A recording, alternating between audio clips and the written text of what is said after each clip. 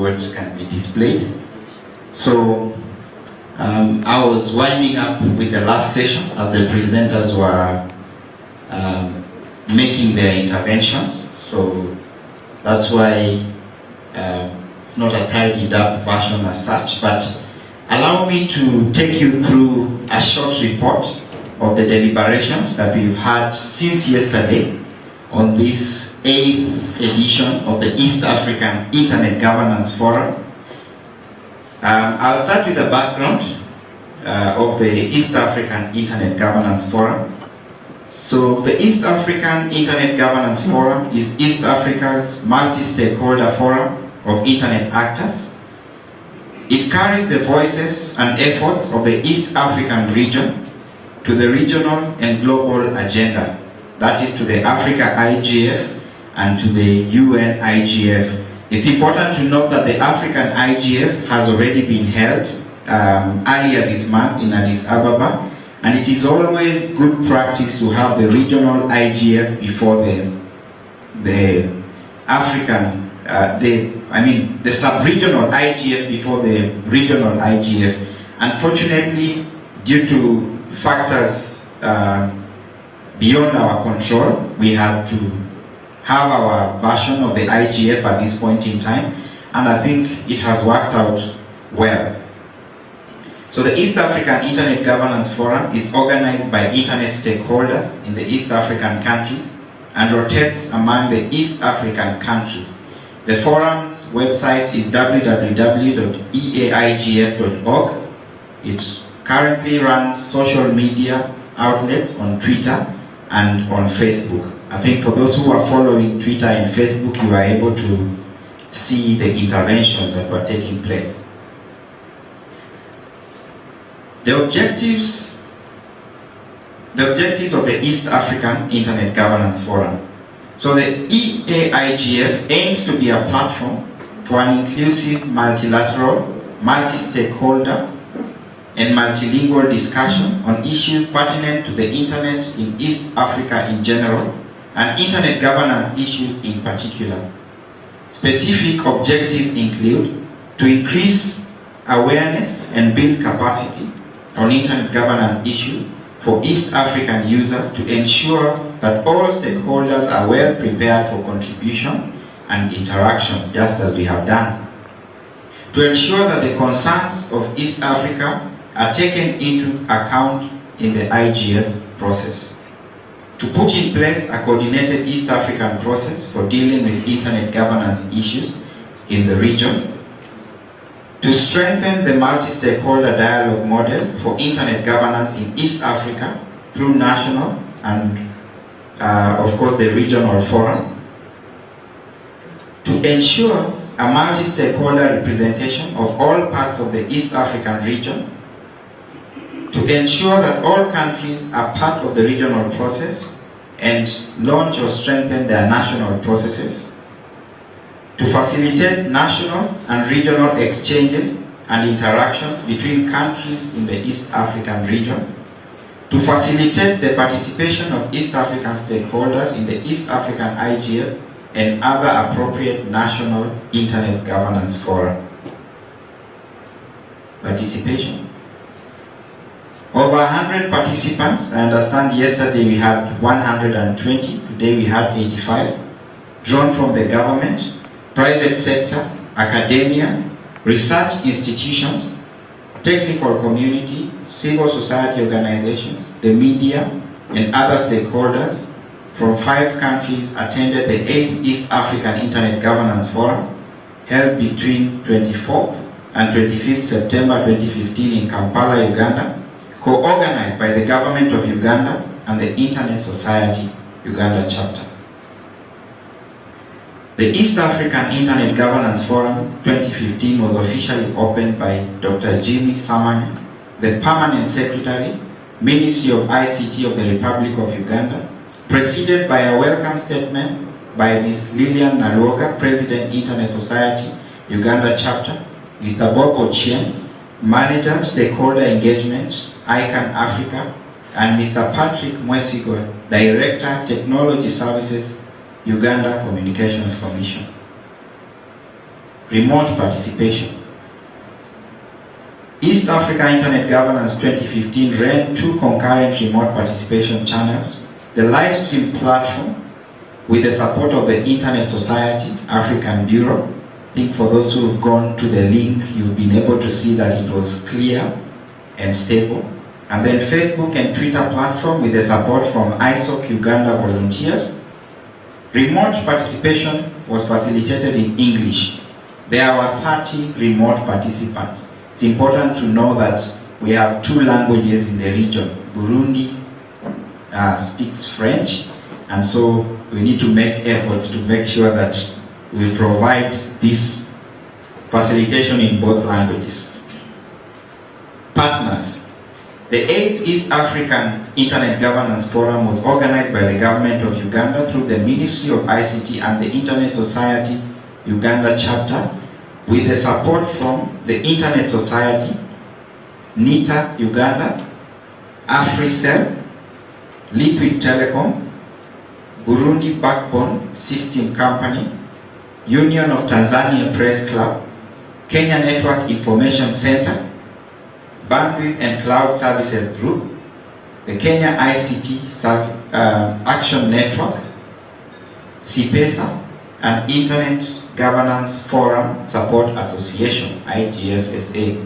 Sorry, remember yesterday UCC mentioned that they were not included. Is it true? I remember when you were introducing and you read through the names, then Patrick said even UCC, but I don't know. Okay. Was it an oversight? Since are they included? No, they're not on that list. Okay, because this is a draft, we will include them right now. And I can. They might revoke our license.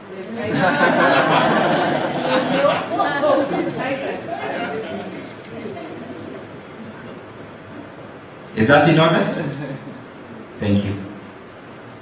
That is why it is a draft. National IGF. The forum received reports and feedback related to ongoing internet governance processes from the Kenya IGF, Tanzania IGF, Uganda IGF, Rwanda IGF, and Burundi IGF. Issues in East African IGF 2015. The East African IGF received expert presentations on the internet as a tool for development, digital safety in East Africa, emerging issues in East Africa, democracy, big data and internet, connecting the next billion, net neutrality in East Africa, and I think there's one more session that is closed, strengthening coordination and implementation of the East African IGF. This one has not been held. Discussions that followed after the presentations allowed participants to arrive at a number of key recommendations. The recommendations are as follows, as per each of the topical areas. On internet as a tool for development, sharing experiences from East Africa. 1. To promote public-private partnerships to ensure we harness the benefits of the internet as a tool for development. East African countries should engage in research to come up with solutions that meet the needs of our citizens. Capacity building efforts should be enhanced to build a critical mass of users who can leverage technology for social and economic development. Harmonization of regional broadband strategy required to ensure all parts of the East African region are covered. Deployment of last-mile solutions that will reduce the cost of accessing the internet. Promotion and development of local content and local hosting to build a thriving internet industry. On digital safety in East Africa, develop regional policies on electronic waste management. Promote greater collaboration among the region's computers, incidents and response teams to mitigate the growing cybersecurity threats in the region. Facilitate, support, and promote the resolutions outlined in the Africa Declaration on Internet Rights. Build local capacity to tackle cybersecurity challenges in the East African region. on emerging issues in East Africa, simplify and consumerize internet technology to encourage East African citizens to embrace it. East African businesses should embrace IP version 6 and put in place measures that will facilitate transition from IP version 4 to IP version 6. The need for the regional internet community to participate and engage in global internet policy development initiatives such as the IANA transition. Africa supports enhanced cooperation that gives government equal opportunity to exercise their legitimate roles in CSTD, that is the Commission of Science and Technology, and the existing mechanisms for cooperation should be sustained. If there is a suggestion for other mechanisms, it should evolve through national, sub-regional, regional, and international consensus in that order. Can you correct that?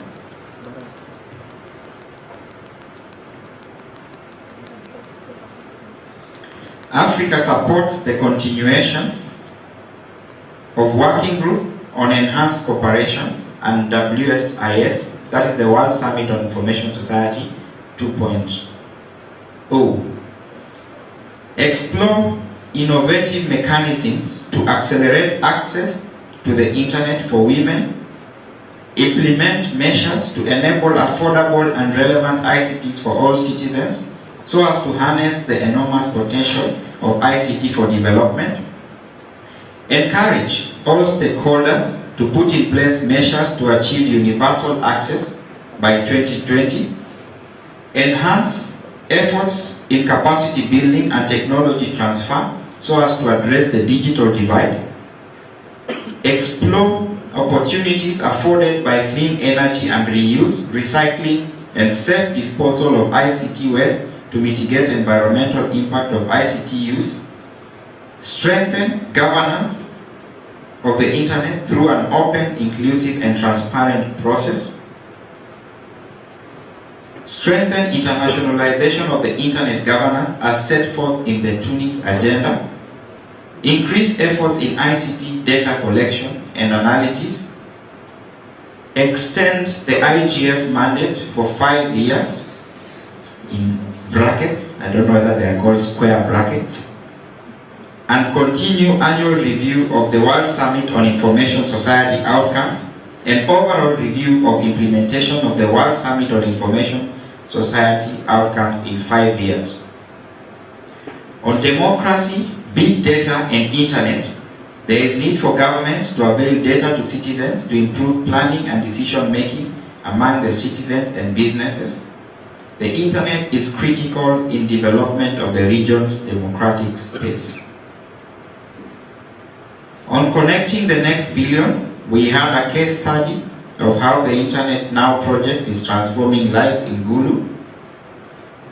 And some of the key points are the national backbones are critical in last mile connectivity. Internet service providers are charging exorbitant prices in the region, yet the undersea cables have significantly lowered the cost of accessing the internet. This is an issue that needs to be addressed. Low cost infrastructure deployment options need to be considered for last mile connectivity solutions. On net neutrality, debate and engagement on net neutrality should be encouraged in the East African region. Transparency and honesty is required from regional internet and content service providers. I believe regarding the rates, East African governments should have a strong position on net neutrality. Gratitude.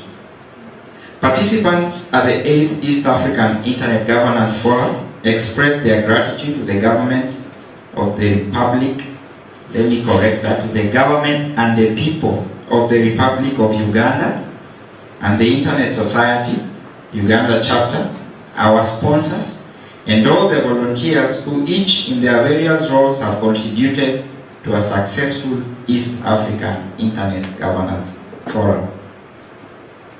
I wish to thank Grace. She was assisting me to rapporteur.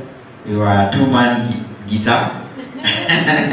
to prepare this report, and all the presenters. Thank you.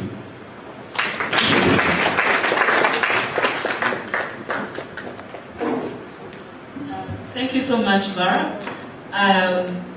Just before you get off there, would like to hear from you. Are there any recommendations that may not have been captured? If there's anything that came up that is not in this draft, it is a draft, like Barrack said. Would like to get it so that we capture it in the report. And also just a reminder that if you did not register, please, as you go out, feel free to leave us your prints so that we are able to share with you this report. We initially had a registration list with 178 people. We are not so sure every one of you signed in. We have contacts of those people, but there are some participants who have joined us today. So we'd also like to have your contact. So please leave your email address so that we share this report with you. So please.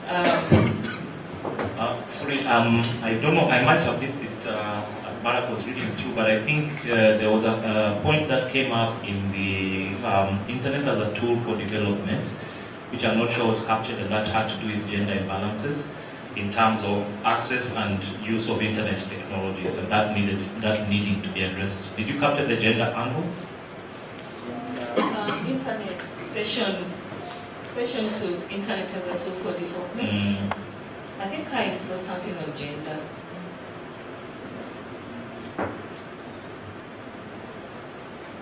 No? If it could appear even in each of the sections, I think it would be good, because gender is a mainstream issue. Sorry, how did you frame it? Daniel, please first give the mic back to Brian so that we just the way I've sort of written it is, yes. Gender imbalances in access and use of internet technologies needs to be addressed. I think this is a cross-cutting recommendation. Thank you. Yes, Vincent. Okay, on digital safety, I think there was a recommendation yesterday on ratification of African Union Convention yes. on cybersecurity and personal data protection convention. Yes. Yes, that was in the digital safety session where Engineer Mwesigwa urged participants to go back and engage with their governments to sign or ratify the African Union Convention on Cybersecurity and Data Protection. And there was also the issue of countries adopting the data protection and privacy laws. So I think those are some of the other things that fell into the digital safety. Thank you so much, Vincent. Any other? Yes, yes, Rona. I was trying to get my head around. Thank you, Lillian. In education, I was of the view maybe we could include community education through radios in local languages, informing them about the benefits of internet for development. I don't know where we can fit that. Or it is somewhere, I don't know. Maybe that could go under internet as a tool for development or emerging issue, capacity building? Yeah, for capacity building, community education through radios in local languages. Okay, we can use educating the community about through radios in local languages, informing them about the benefits of internet for development. Thank you so much, Lona. Thank you. Yes. Moment. I just wanted to seek clarification because I wasn't there for the session yesterday. especially on the enhanced cooperation, because this is a political discussion on the definition, whether it's government to government enhanced cooperation or it's a multi-stakeholder enhanced cooperation as you go back to the Tunis agenda. And then also on the IGF, the WISIS renewal,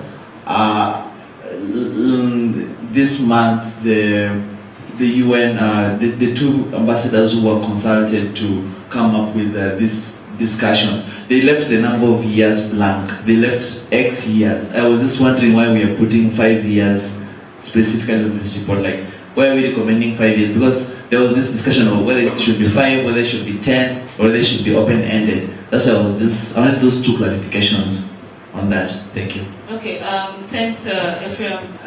On enhanced cooperation, I think as per the discussion yesterday, it was for the multi-stakeholderism. Grace, I don't know if Grace, yes, that is it. So the report should be corrected on that because it is indicated as government. No, I think it was multi-stakeholder. Yeah, it should be multi-stakeholder. Gives equal, just on emerging issues from enhanced cooperation. Africa supports enhanced cooperation that gives government it should be equal opportunity. All stakeholders equal opportunity. Yes.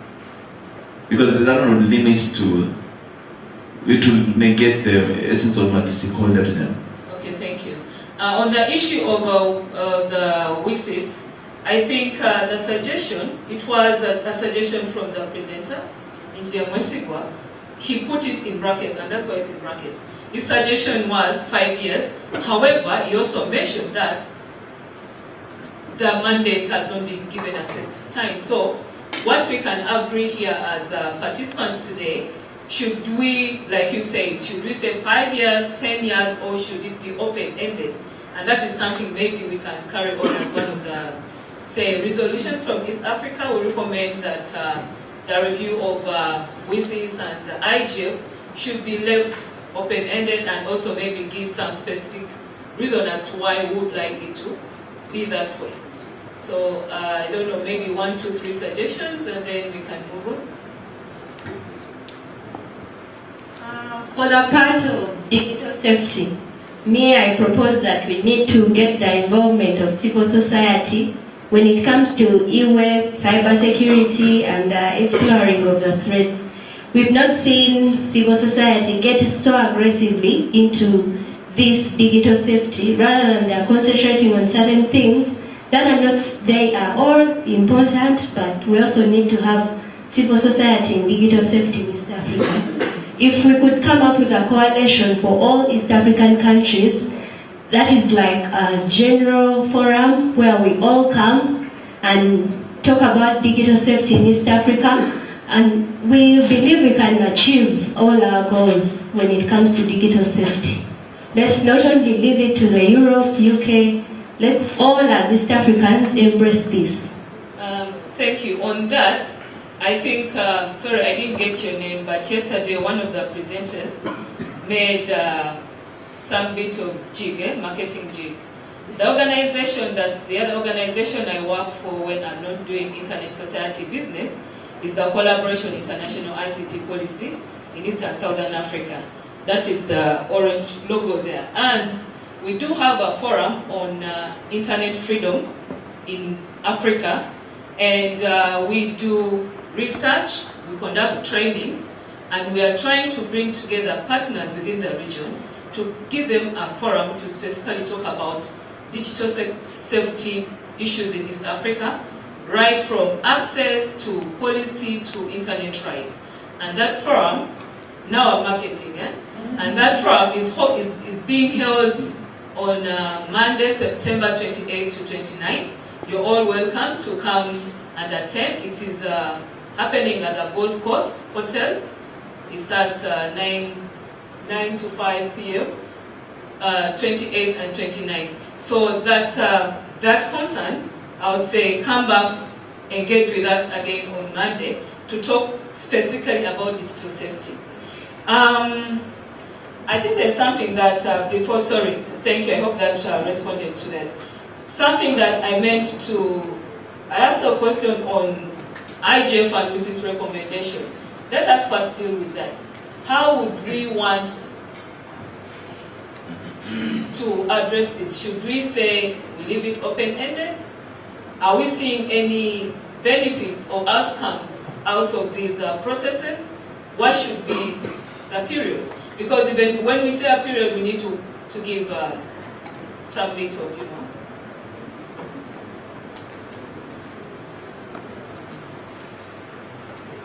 I think the presenter seemed to know what he was talking about, and I want to support the 5 years in brackets. I just need to understand what the brackets mean, because I know they mean something. But 5 years, meaning it can be renewed if there is a need. Because we don't know in the next 5 years the issues that we are going to be confronted with insofar as the internet is concerned. So let's stretch it for another 5 years, then we will request for 5 more years at that time. Thank you. I think 5 years is a bit, because the IGF, I think it was created for 10 years. And every after, we had the 5 years, then we went into another 5 years, and now we are saying it's just 5 years. I don't know, but I'm open to hear. Ephraim here serves on the advisory group of the Global IGF, where I also happened to serve for the last 2 terms, so you can advise us what's the discussion there. This one is not the discussion there, this is my personal view. So I'm not going to speak on behalf of the UN Secretary General or behalf of the MAG. So my personal view is we should leave this statement. Can you just go back to where it is? This is a problem of working too much with diplomats. You end up thinking of the diplomatic implications of such a statement. I think we should leave this statement to be, we recommend the extension of the IGF mandate based on the terms of the yet to be agreed consultations that will happen in December at the UN meeting in New York. Let's just leave it at that, because that's where our ambassadors, our permanent representatives to the UN will be negotiating, and they'll come up with that review. During that time, the UN General Assembly, they'll come up with a specific terms, whether it's going to be, that's what they left is X years, whether it should be 10 years, whether it's going to be open-ended. That's something that is very contentious and is going to be very much debated this year in December. So I just wanted we should take a reference about those discussions which are yet to happen, that we shouldn't come up with this and then we bind our governments to 5 years. Maybe our governments want 10 years, or they want an open-ended mandate. So I like to differ. I like to differ. Thank you so much. I like to differ. Why we have the brackets bar is it is X. There was XX, and the presenter said maybe 5 years. But for us to say that we go as per the terms, that's what they will say. What we're not sure is whether we'll be able to influence that process. So the best way for us to influence or make some sort of submission is we give them, this is what we see can happen, this is what we propose, and then they decide. But we cannot just say based on the terms they will decide. And that is why the whole concept of, multi-stakeholders, because when we're here, we're not talking as government, we're not talking as any or individuals or private sector. These forums, we are bringing together different voices. So I don't know, maybe by show of hands, if Brian, I'm sorry, we are taking this a little bit long, but would like to see how we can get this process, how we can have meaningful contribution to the global conversation. No, I just wanted to say, I think I agree with both what Barrack is proposing as well as what you're proposing. Whatever comes out of this EA-IGF will be recommendations. I don't agree with him when he says we are binding government. They can't do whatever we tell them. We're not forcing them to do anything. But they do need to hear the voice of the community. And I think that the way that Mr. Mwesigwa brought it out yesterday was that this is an opportunity for us from the East African community to maybe express our desire for there to be a prolonged mandate and maybe to set a time frame to it. And he suggested 5 years. So I think, as you're saying, maybe just by show of hands we can see whether there's a consensus, but I would agree that we should actually specify a time frame. Okay, 10 let's years. finish on that. 10. 5 years. We start with 5 years. That was the initial suggestion. 5 years? 10 years? 10 years. 5 years first. 5 years? Who is doing the counting? My hand is down. I want to. We need a neutral party. We need a neutral party. Who's doing the counting? Yes? 5 years. That's for 5 years. Okay, put up your hand if you decided. So that I can just One hand.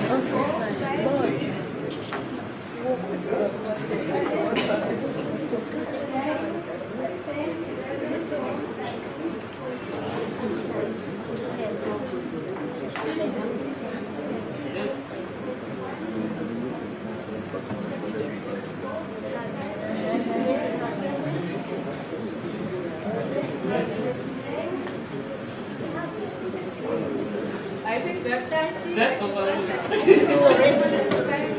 Okay, I think it's 5 years.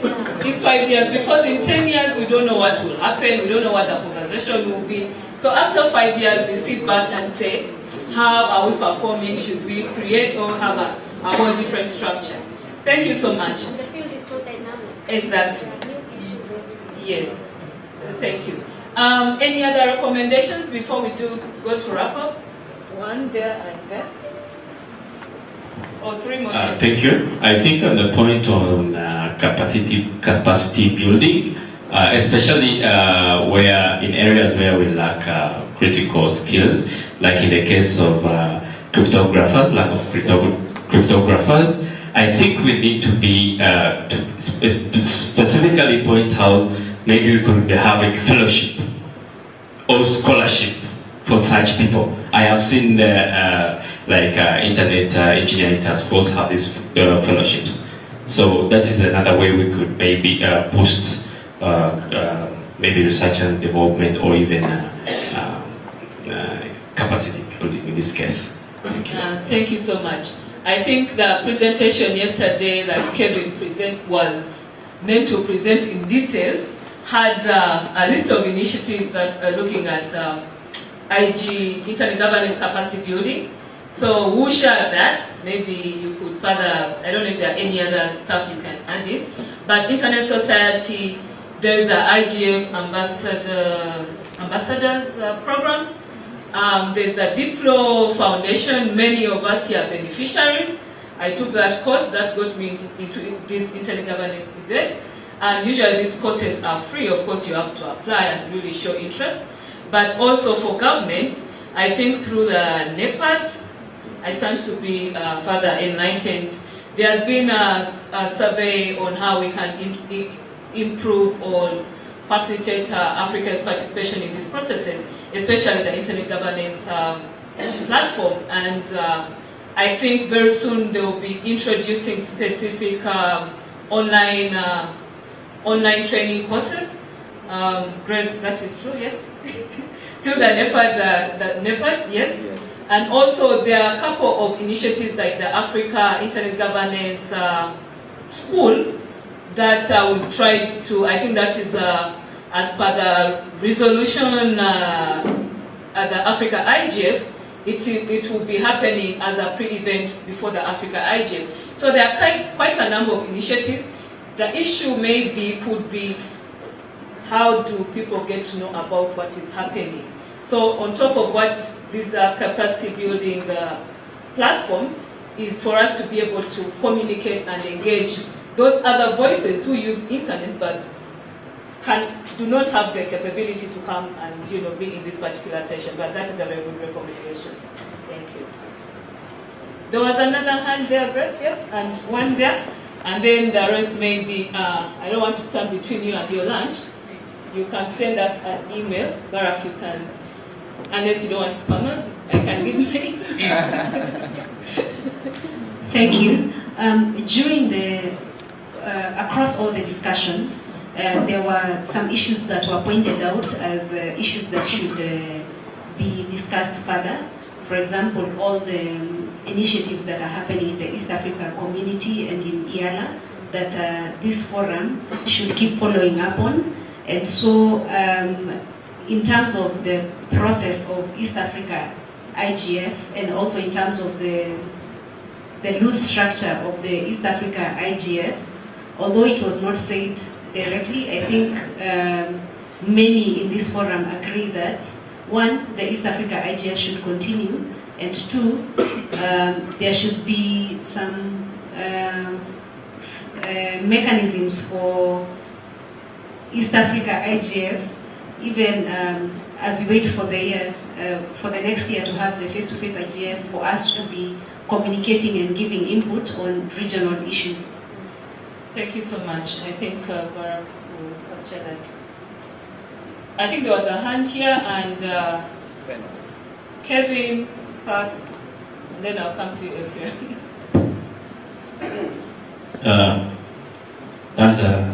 Connecting the next billion, Brian shared something about how it's transforming lives in Gulu.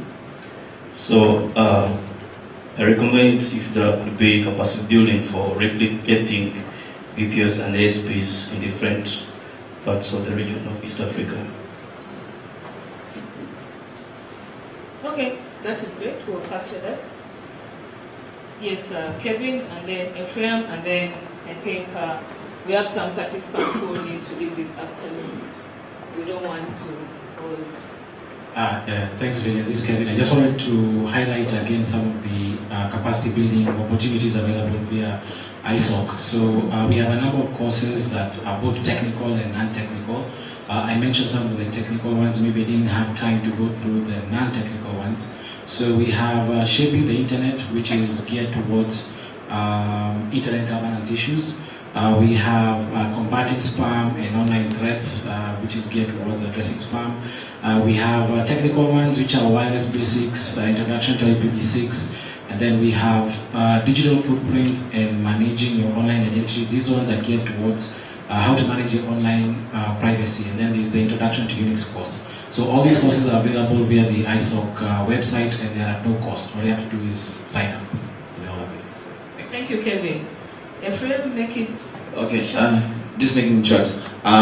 Just as a recommendation also on capacity building, there should be strong linkages between the EA-IGF and the EAC Secretariat in Arusha.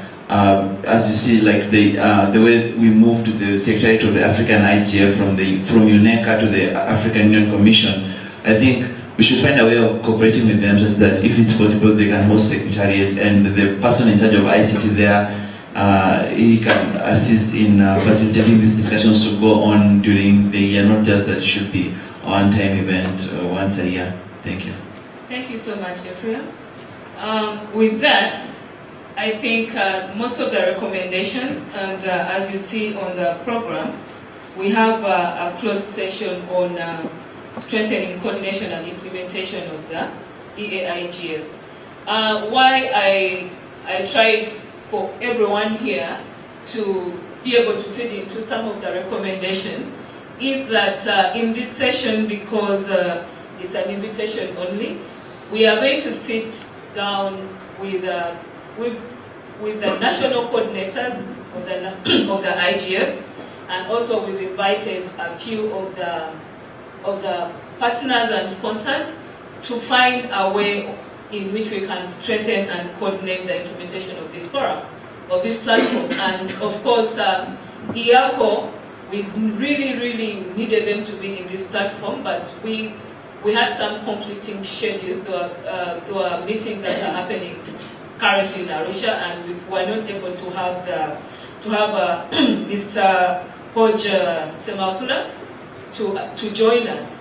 But we really believe that having strong ties with the EAC and IACO would get us to find a way of addressing some of the internet issues. Like Grace mentioned, there are processes that we need to feed into. There's the electronic transactions bill.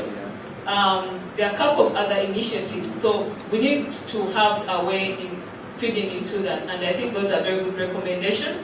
Like I said, we are going to have this session, and this session will further feed into the final report. This is a draft 0, and that's what Barrack has called it. And we needed to make sure that at least we've captured most of the recommendations. However, if when you're having lunch, something comes up and you aren't able to, it wasn't picked, please feel free to drop me an email to any of the organizers, Barrack or Sarah or Grace or any of us. We will capture it before the final report is produced. And I would like to commit to ourselves as the local hosts that this report should be out by Monday, because it is close to being finalized, and it should be accessible. The fact that we've held this forum before, after the Africa IGF, at least is going to fit into the global IGF. And also, I stand to be corrected. I think at the global IGF there's a particular session on sub-regional IGFs, and this report will be presented. By show of hands, who's going to the IGF in Brazil? Who will be there? Perfect. So whoever's raised their hand will be in charge of, no, I'm not going to say in charge, maybe that's the wrong one, but there will be our ambassadors as East Africa at that forum. So we'll make sure that this report is presented, and I think as the local host, I or Barrack will present it. So they will put us at task. So moving on,